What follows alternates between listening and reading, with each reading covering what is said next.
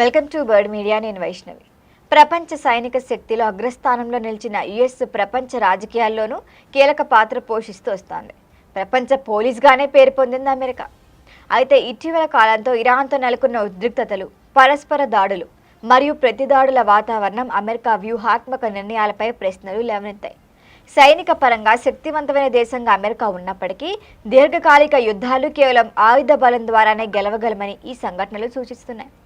అయితే అమెరికా అధ్యక్షుడు ట్రంప్ కాలంలో ఇరాన్పై కఠిన విధానాలు అమలు చేయబడ్డాయి.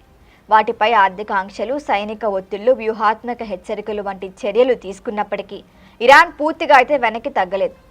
మేము ఎట్టి పరిస్థితుల్లో వెనక్కి తగ్గే స్వభావం కూడా కలిగి లేవని కూడా ఇరాన్ స్పష్టం చేసింది. మరి ప్రాంతీయ ప్రభావం, చమురు రాజకీయాలు, మిత్ర దేశాల మద్దతు వంటి అంశాలు ఇరాన్కి వ్యూహాత్మక బలం కల్పించాయి. మరి ప్రత్యక్ష యుద్ధం పరిమితంగానే జరిగినప్పటికీ ప్రతిస్పందనల రూపంలో డ్రోన్లు, క్షిపణులు, సైబర్ దాడులు వంటి ఆధునిక పద్ధతులు వినియోగంలోకి వచ్చాయి. ఇది ఆధునిక యుద్ధ స్వరూపం మారిపోయిందనే విషయాన్ని కూడా ప్రపంచ దేశాలకు స్పష్టం చేస్తోంది. అయితే గతంలో ఆఫ్ఘనిస్తాన్లో జరిగిన పరిణామాలను గుర్తు తెస్తోంది. దాదాపు 2 దశాబ్దాల పాటు అక్కడి సైనిక చర్యలు చేపట్టింది అమెరికా. చివరికి రాజకీయ ఒప్పందాల ద్వారా అమెరికానే వెనకెళ్లాల్సి వచ్చింది.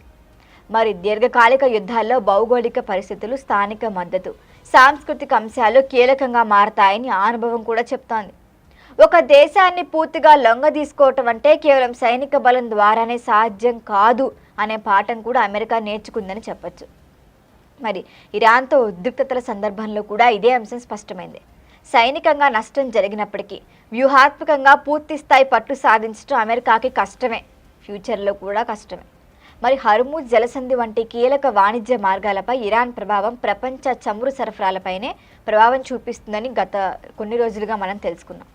దీనివల్ల అంతర్జాతీయ మార్కెట్లోని అస్థిరత నెలకొంది. యుద్ధం కేవలం సైనిక రంగానికే పరిమితం కాలేదు కదా, జియో పొలిటికల్ మరియు జియో ఎకనామిక్ అంశాలపై కూడా ప్రభావం చూపిస్తుందని కూడా చెప్తోంది యుద్ధం. మరి ఆధునిక యుద్ధాల్లో అసిమెట్రిక్ వ్యూహాలు ప్రధాన పాత్ర పోషిస్తాయి. అంటే తక్కువ ఖర్చుతో అధిక ప్రభావం చూపే డ్రోన్లు, సైబర్ యుద్ధ పద్ధతులు, ఆర్థిక ఒత్తిళ్లు వంటి అంశాలే పెద్ద సైనిక శక్తులకే సవాళ్లు విసురుతాయి. ఇక ప్రజాస్వామ్య దేశాల్లో అంతర్గత రాజకీయ ఒత్తిళ్లు కూడా విదేశాంగ విధానాలపై ప్రభావం చూపుతాయి. యుద్ధం కనుక పొడిగితే ప్రజాభిప్రాయం మారుతుంది, ఆర్థిక ప్రభావం పెరుగుతుంది, రాజకీయ నాయకత్వంపై ఒత్తిడి పెరుగుతుంది. మరి ఇరాన్ అమెరికా యుద్ధం నుంచి వెలువడిన ప్రధాన పాఠం ఏంటంటే యుద్ధం కేవలం ఆయుధాలతో మాత్రమే అవ్వదు. ఒక దేశాన్ని ఆయుధాలతో లొంగ తీసుకోవటం అనేది జరగదు. అది ఆర్థికంగా, రాజకీయంగా, సామాజికంగా, మానసికంగా కూడా సాగటమే యుద్ధం. మరి సైనిక శక్తి తాత్కాలికంగా ప్రభావం చూపించినప్పటికీ దీర్ఘకాలికంగా యుద్ధంలో వ్యూహాత్మక విజయం సాధించాలంటే సహనం, మిత్ర దేశాల మద్దతు, ఆర్థిక స్థిరత్వం, ప్రజాభిప్రాయం వంటి అంశాలు ఖచ్చితంగా తీసుకోవాలి. మరి ప్రపంచ శక్తి స్వామ్యాలు వేగంగా మారుతున్న ఈ కాలంలో ఏకపక్ష నిర్ణయాలు పనికిరావు, అంతర్జాతీయ వ్యవస్థపైనే తీవ్రంగా ఒత్తిడి చూపిస్తాయి. అందువల్ల భవిష్యత్తులో సైనిక చర్యల కంటే దౌత్యపరమైన పరిష్కారాలు, చర్చలు, పరస్పర అవగాహనలే స్థిరమైన శాంతికి మార్గం చూపగలవని ఈ పరిణామాలు సూచిస్తున్నాయి. మరి దీనిపైన మీ అభిప్రాయాన్ని కామెంట్ చేయండి. చూస్తూనే ఉండండి బర్డ్ మీడియా.